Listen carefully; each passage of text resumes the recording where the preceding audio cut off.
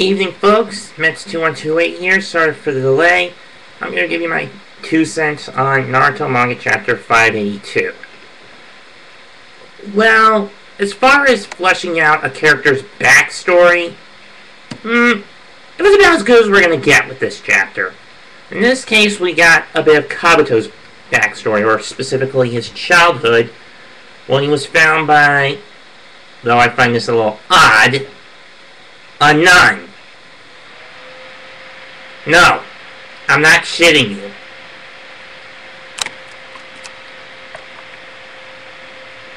He was found by a nun who knows medic ninjutsu.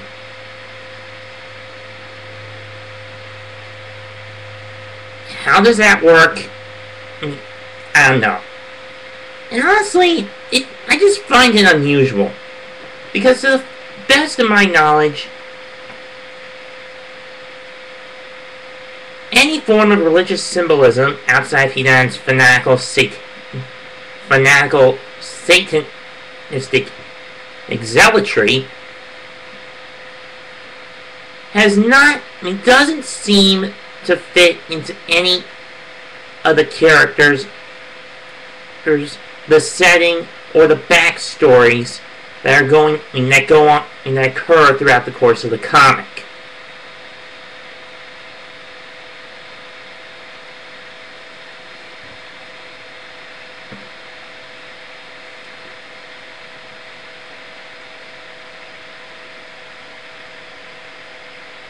In any event, looks like we're not going to know what Izanami is capable of.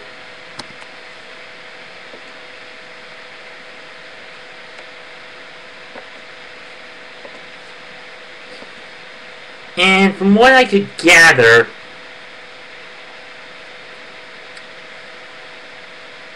Itachi ends up getting skewered. Sasuke finds an Amaterasu at the,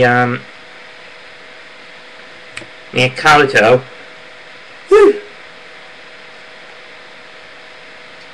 Who, once again, continues to boast on how he's the closest out of anyone to being the Sage of the Six Paths. Hate to burst your bubble, Kabumaru. You're not the Sage reincarnate. Given all the clues and all the hints that have been dropped earlier, it's Naruto who is the Sage's reincarnation, not you.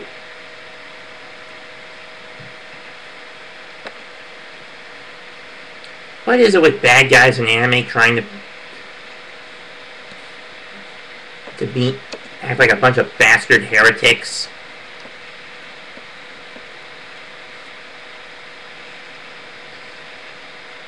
It's a little stupid of me to mention, but I had to get it off my chest.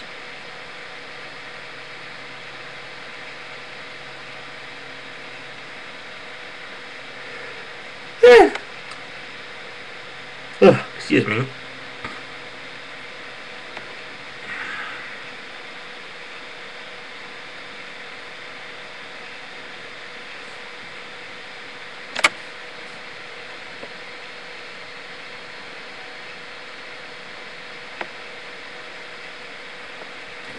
So, in any case,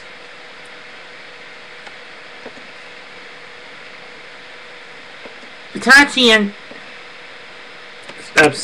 the Genjutsu wears off, and in any event, Itachi starts expounding exposition on how, yes, he has made mistakes in his life, specifically never admitting to himself of who and what he truly was, or something like that. Let me just double check.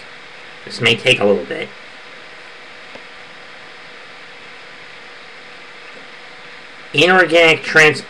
So, Kabuto starts off with an inorganic transmigration, which allows him to combine himself with everything that's not living and controlling it.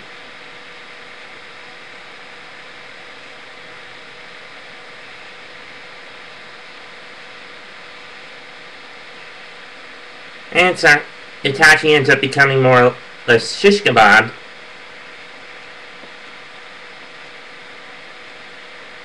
Kabuto then tries to rewrite Itachi's mind. Sasuke counters with Amaterasu to break it.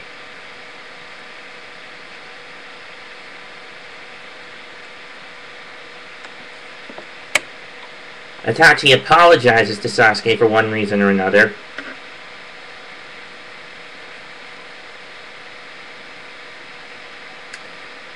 I hate when this thing moves so slow.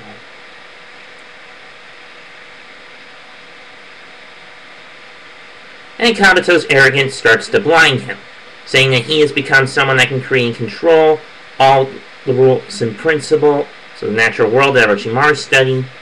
These are stored inside him, from human to snake to dragon.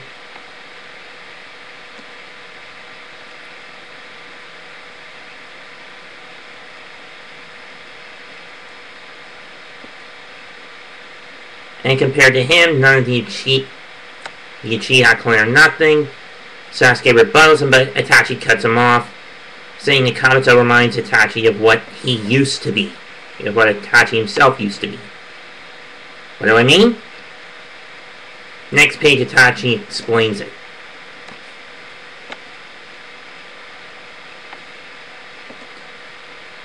And more or less, that's why Kabuto will lose. Of course, Kabuto rebukes by saying that Itachi knows that Kabuto's one of the main actors in the war, not wallowing in a corner, and leading Akatsuki by the nose and taking the war to his advantage, and fighting against the Uchiha brothers. Itachi says that he's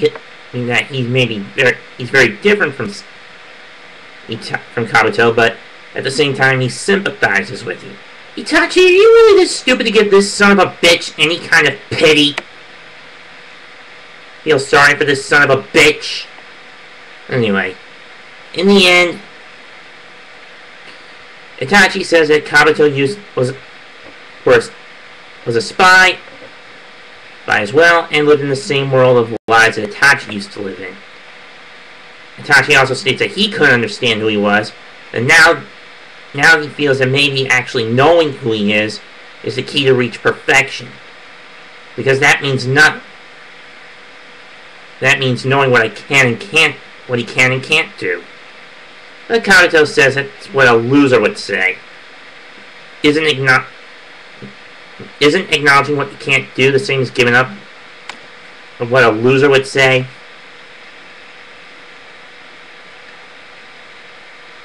But Itachi says, no. It means to forgive yourself for what you were not able to do. We didn't get a quick shot of Naruto or one of his clones, I don't know. On the Allied forces, and Itachi saying that your comrades are there to make up for what you can't do and prevent you from ignoring things that you might have actually been able to do. If you know what you are, you have to look at your real self and acknowledge what you see. Itachi then says he wasn't able to do it. He lied to others and deceived even himself with his own lies. And the ones who aren't able to acknowledge their own selves are bound to fail like he did. It makes sense. I mean, the way Itachi and Kabuto. But then Kabuto says that Itachi knows nothing about him. And he spent his whole life trying to find his real self. In fact, his whole life. Then we get to Kabuto's backstory, where, as I mentioned, he's found by a nun and a small band of orphans near the town where he was located. With a bad concussion. She heals him.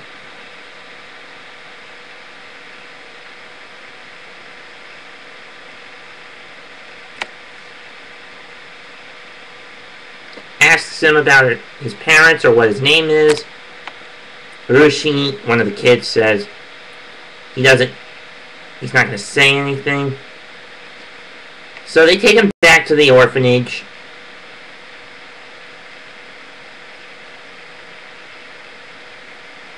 And Kabuto says from the start he couldn't remember any. That he had no one. His parents, hell, he didn't even know his own name. That's when Arushi first gives him the name in his name.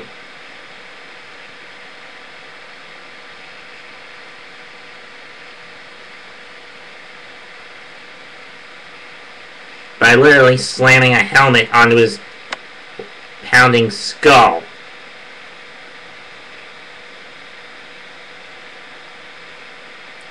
Manners aside, this is the first... Arushi says this is the first time he's met someone that doesn't know his name or his own parents. Then the nun says that she'll be his temporary mother, and he can ask her anything. Or at least, at least I think she's a nun. I mean, she's got the traditional white cloth over her head, the traditional Catholic nun style. So he decides to name him Kabuto. The other kids say that that's just literal, vague, or random. And he laughs. And Kabuto laughs, liking that name. Later that night,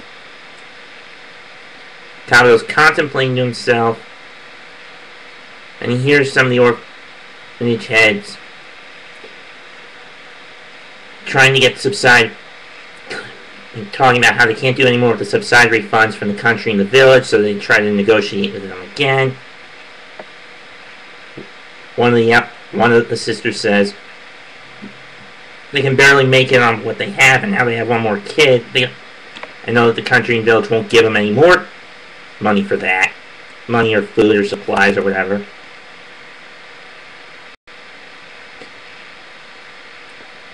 And then the nun tries to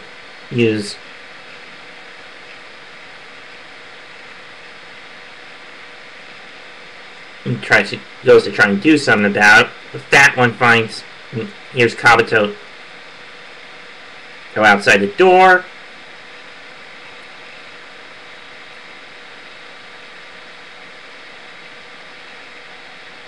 The priest then say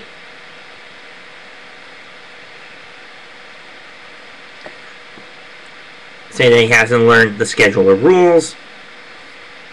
Kabuto gets a little nervous. Tells him to come here and look at the clock and say it's 20 minutes past the curfew. To memorize. Kabuto can't see it that well.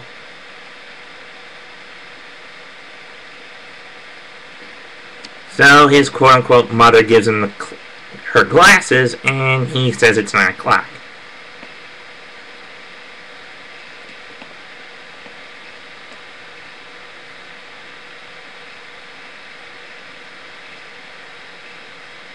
So it's revealed that Kabuto does have pretty bad eyesight. He did have bad eyesight. And the glasses and the glass lenses keep falling off his ears.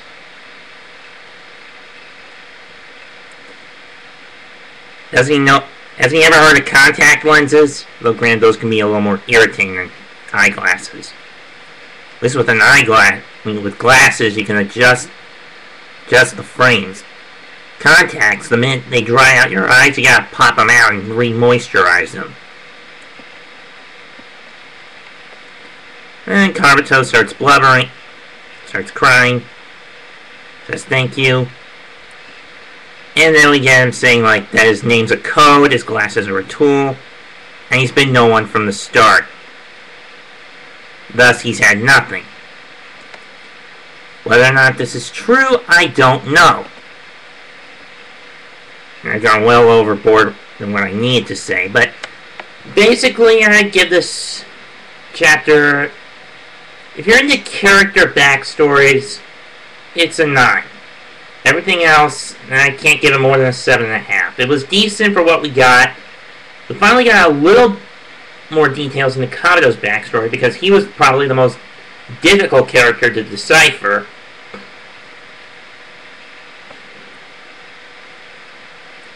So, Next time, Chapter 583, are we gonna finally figure out what Izanami does? Or no? I'm more leaning towards no or not, but we are going to be sticking with this fight for another month or so.